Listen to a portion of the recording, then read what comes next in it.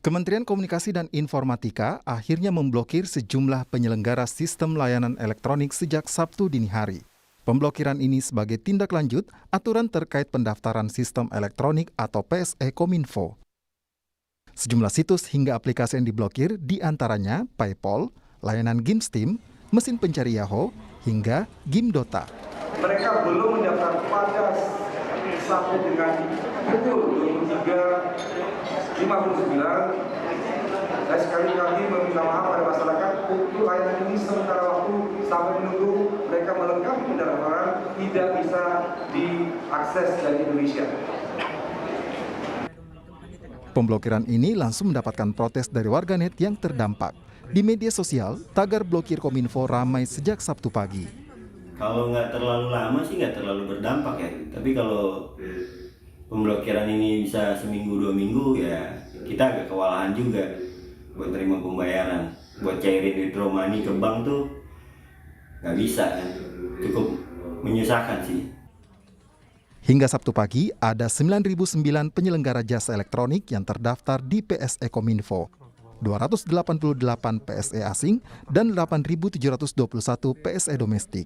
Kominfo berdalih pendaftaran PSE untuk melindungi pengguna layanan internet di Indonesia. Namun, kritik warganet juga menyasar terdaftarnya situs judi di dalam layanan PSE Kominfo. Tim Liputan, Kompas TV. Apakah pemblokiran Kominfo pada sejumlah situs seperti rekening digital PayPal hingga game online bersifat sementara? Kita akan bahas bersama Dirjen Aplikasi dan Informatika Kominfo, Samuel Abriani Pangerapan. Selamat malam, Pak Semi. Selamat malam, Rizka. Nah, mumpung ketemu Pak Semi, saya mau tanya banyak, termasuk pertanyaan warganet yang ramai hari ini. Yang pertama, sampai malam ini jadi udah ada berapa total aplikasi atau penyelenggara jasa internet yang diblokir Kominfo? Kalau yang diblokir masih tetap sama, malahan ada satu yang kita review. Jadi kalau kita lihat, yang mendaftarkan itu jumlahnya ada 5.435 perusahaan. Yang mendaftarkan 9.016 aplikasi layanan yang didaftarkan ke sistem elektronik. Dan ada 62 itu yang kami suspend dan kami harus review karena datanya tidak lengkap. Dan ada 7 yang kita blokir dan 1 kita review karena kita melihat apakah ini masuk dalam kategori 6 kategori yang diwajibkan atau tidak. Ini yang kita lagi memintakan klarifikasi dari penyelenggaranya. Oke, jadi total yang diblokir itu tadi sekitar 70 betul ya Pak ya? Ya, Yahoo untuk search engine-nya karena mereka belum mendaftar, Steam, Dota 2, Counter Strike, Epic Games, Origin.com sama PayPal. Oke, batas waktunya berapa lama kalau mau diakses kembali gitu? Gini, jadi kemarin itu tanggal 20 itu adalah batas akhir bagi yang sudah beroperasi di Indonesia. Oke. Jadi kita harus tahu ya, ruang digital ini ruang yang tanpa batas. Jadi pelaku usahanya pun bisa dari negara manapun. Dan kami sangat terbuka, siapapun yang mau berusaha di Indonesia kami juga terbuka. Jadi kita tidak ada batasi, tapi ya tadi ikutin ketentuan. Kan yang beraktivitas di ruang digital secara ekonomi kan bukan hanya perusahaan Indonesia, dan itu sudah ada 210 lebih perusahaan asing juga yang sudah mendaftar. Nah, tapi yang bagian belum mendaftar karena mereka sudah kami surati. Jadi tanggal 20 itu kan batasnya kami review untuk status traffic terbesar itu ada 12 yang tidak terdaftar. Akhirnya kami surati dan kami berikan peringatan. Dari 12 itu 4 melakukan pendaftaran, merespon dan melakukan pendaftaran. 7 tidak melakukan pendaftaran, yang 1 masih dalam klarifikasi karena layanannya ternyata mungkin tidak termasuk yang wajib didaftarkan, yaitu kategori yang ini kalau sudah kami lakukan klarifikasi.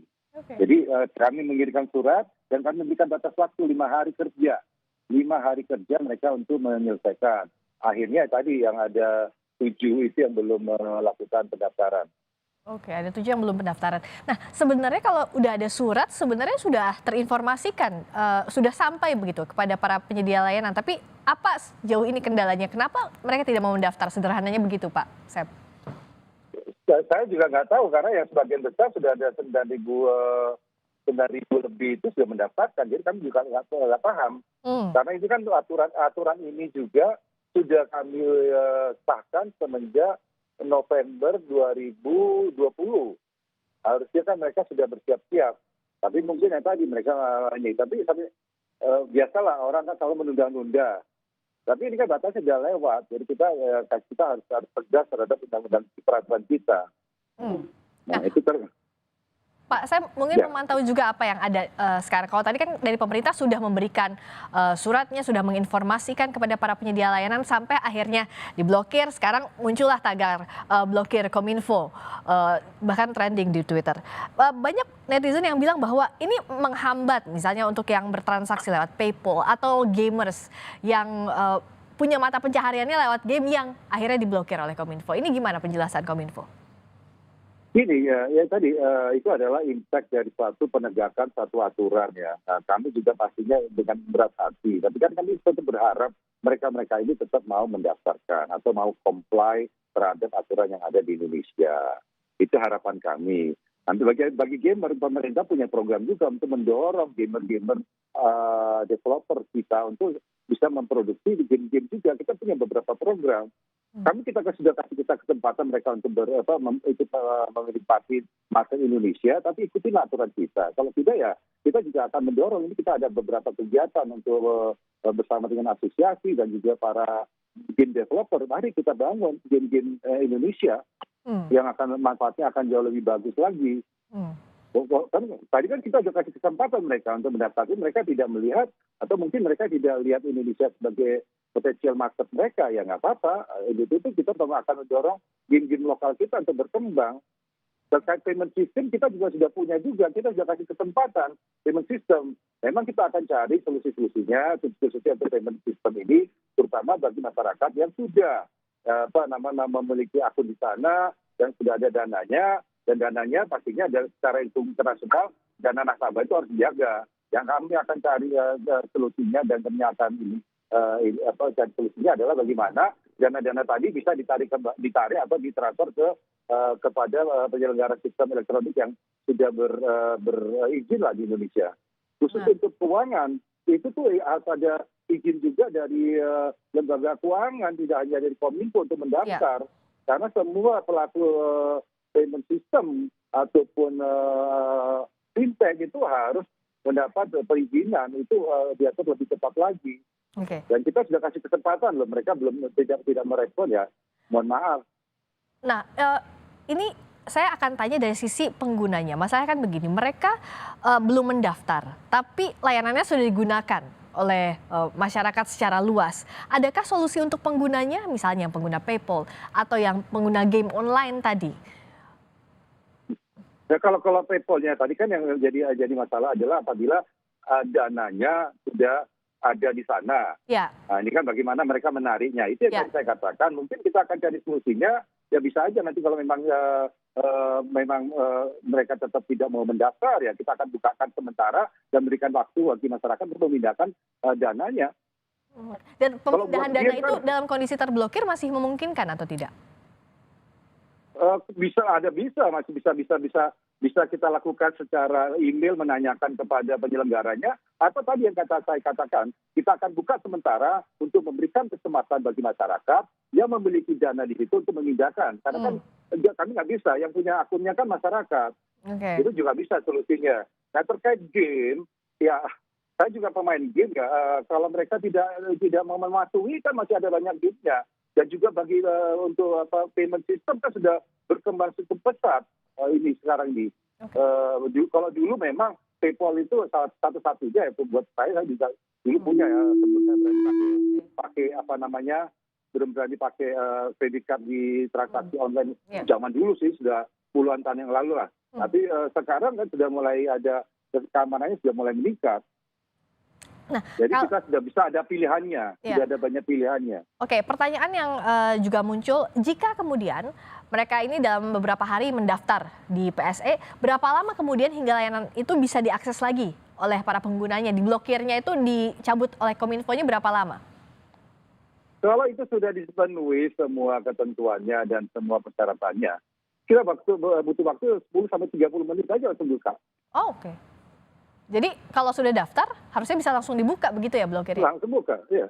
Hanya perlu waktu 10 kali, nanti kita harus disebarkan ke semua jaringan di Indonesia untuk mengenali layanan ini kembali.